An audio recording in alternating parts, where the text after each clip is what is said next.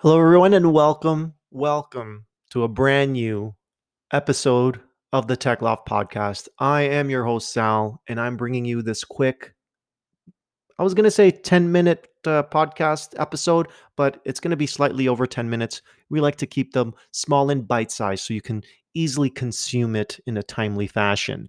But yes, brand new episode. We're back. Got a little bit of tech news, mostly gaming for this episode.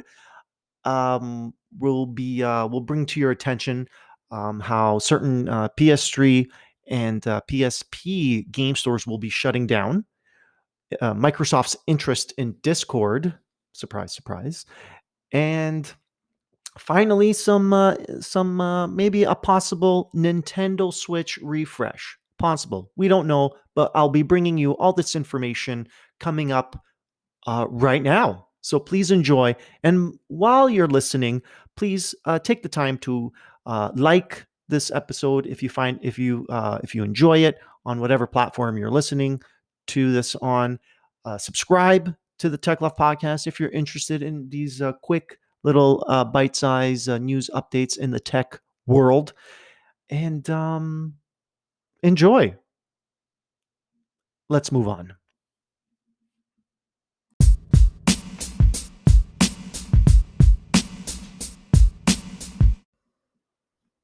All right, folks, let's open up this show with our first article. So, the first article is regarding Sony and how the PS3, the PS Vita, and PSP stores will be permanently closed over the next few months, probably by the summertime. So, according to a source, those stores are going to be closed down beginning in July. And somehow this news leaked out. We don't have an exact source, but it leaked out this month, March. So with the stores closing on July, so PSP and PS3 stores July 2nd, while the PS Vita store will remain open until August 27th. After those dates, you will no longer be able to purchase digital copies of games or downloadable content for any of those mentioned Sony consoles. The PS3 was released in November 2006, sold a total of 87 million units during its lifetime, and it officially ended production 4 years ago after 11 successful years on the market and 3 model redesigns or refreshes, is what I like to call them. The PSP enjoyed similar success, selling at around 81 million units since its release in March 2005. Now, the PS Vita was regarded as a bit of a flop. It's Sony's second handheld, which was released in December 2011, and it sold between 10 to 15 million units across its lifetime, despite being a really good little machine. The handheld recently saw some resurgence in popularity thanks to how easy it is to turn it into a portable emulator. Now, I own a PS Vita, and yes, I did get the emulators on there and was able to play the old school consoles. Now, if you have any of those 3 consoles and you've wanted to download a specific game, unfortunately, now is the time. No doubt the price of the physical games will jump once the stores cease to exist. This is something, I really don't agree with shutting down these stores. You get the whole thing about game preservation. Uh, you and this is the second point is why I don't like buying games through online stores, because once you download the game, then you're like, okay, I'll delete it because I need space. But then if you buy it from a digital store, here you go, the store closes down. We're not going to be making these games available to you to download that you purchased. Now you're going to have to keep them on your console. Now, what if the hard drive crashes? What if you lose the memory card where your game is stored on your portable device? There's so many different scenarios that these stores should remain open. At least not the store, but maybe the repository, so you can go back and at least access your old games. That's the point, is that you want to access purchased games, not new games. If there's no new games being developed, then what's the point of having a store? But at least have some sort of repository that you can access your games anytime after the console has been production of the consoles have stopped.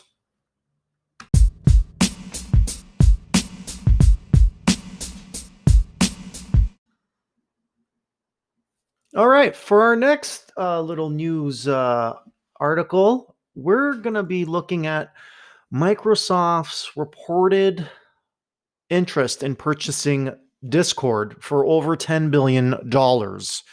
You heard that, $10 billion. So the deal, no deal is imminent, and Discord may still choose to go public instead of sell, but Microsoft is allegedly in talks to purchase Discord, the game-focused chat software, for over $10 billion US dollars. As reported by Bloomberg, these discussions appear to be early, as there is no imminent deal on the horizon. Furthermore, one source said that despite these talks, Discord may be more likely to go public than sell itself. I hope it goes public because Microsoft just pumping itself up with all the assets of developers and now all these, all these tech companies. They're just so big, and I just don't like Microsoft. Sorry, that's just my personal view. While Microsoft is one of potential suitors, Discord has also been in discussions with Epic Games and Amazon. Amazon has been trying to get into this games business as well. As we know, they own Twitch for the streaming, and they also have a online streaming gaming service, much like Stadia. I wanted to do a little news report on that, but it got away from me and I haven't. But I'll be sure to include it soon. And moving on, VentureBeat first reported that Discord, the company with roughly 140 million monthly users that recently raised $100 million at a $7 billion valuation, was exploring a sale worth more than $10 billion. Discord was said to be the one who reached out to Microsoft to gauge interest in a potential sale, and that Microsoft head, Phil Spencer, has been part of these chats. While purely speculation, it's important to consider how beneficial having a service like Discord could be for the future of communication on the Xbox platform. Xbox and Discord have worked together in the past, as Xbox owners have had the ability to link their Discord accounts to see what their friends are doing. This acquisition, if it does happen, would bolster Microsoft's continuing plans to make gaming as easy and accessible for all. Its strategy is focused on offering its games, especially via Xbox Gaming Pass on consoles, PC, and mobile, and having Discord integration could make communicating across all these platforms a much smoother transition. Owning Discord would only strengthen the value of the Xbox brand, with recently completed its $7.5 billion acquisition of ZeniMax Media, the parent company of developers like Bethesda, Arcane, ID Software, and more. All I got to say to that is wow. Like I said, Xbox has been spending a lot of money, starting from over a year ago, buying developers, trying to increase its brand.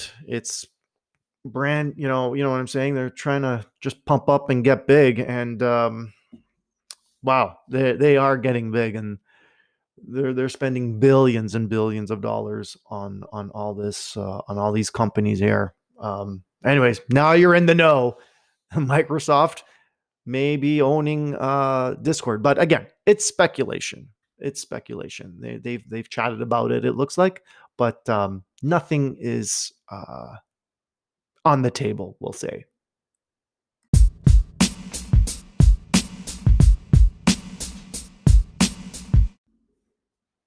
So, how about a little bit of news on the Nintendo front? So, new Nintendo Switch will reportedly offer better graphics for potentially higher price this holiday. So, better graphics, larger resolutions, bigger screen, and possibly a higher price. The much rumored new model of Nintendo Switch, unofficially referred to by many as a Switch Pro, will reportedly use an upgraded NVIDIA chip offering better graphics and processing, support NVIDIA's DLSS rendering, and could be released by holiday 2021. However, analysts expect it to come with a potential $50 to $100 price increase.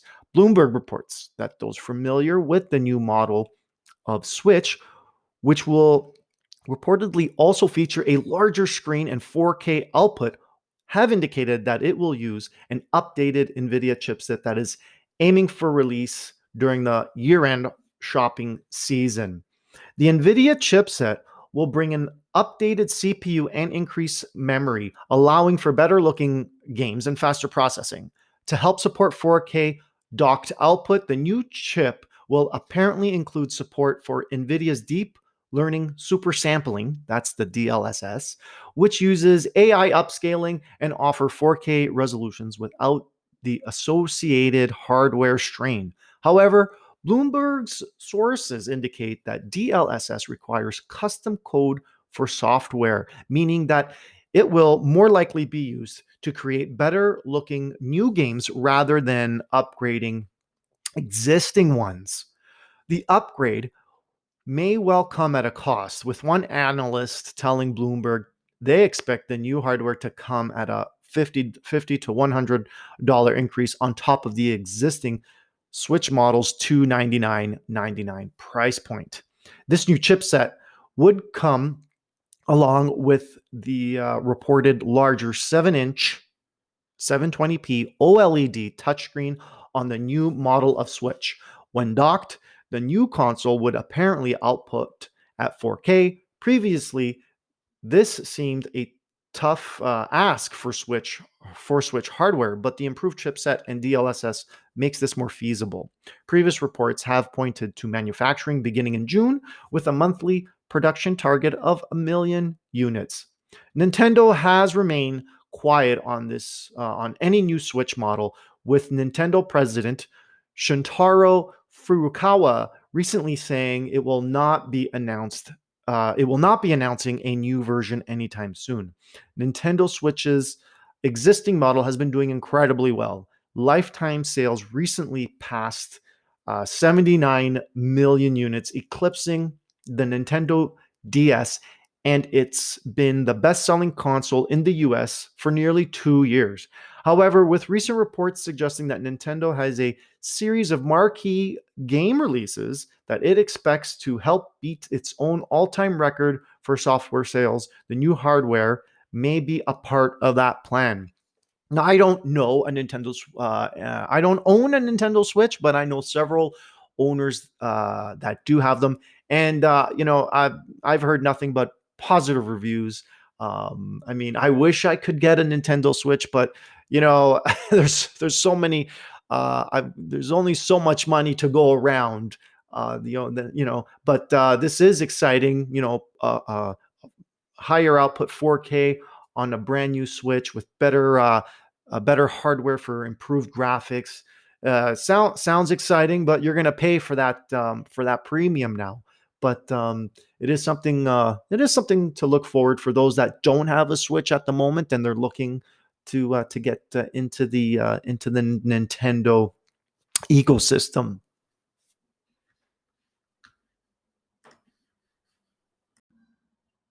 And that brings us to the end of this episode of the Tech Loft podcast. I hope you enjoyed it. And if you did, please, wherever you're listening, whatever platform you're listening to this podcast on, give us a positive review, a thumb up, as well as consider subscribing to this free little news tidbit podcast. But that's all until next time. I hope to have another episode for you in 1 week's time, featuring more tech news and any other information I find that's of interest to the technically inclined folks of the interweb. Thanks for listening. Ciao for now, and I hope you look forward to the next episode.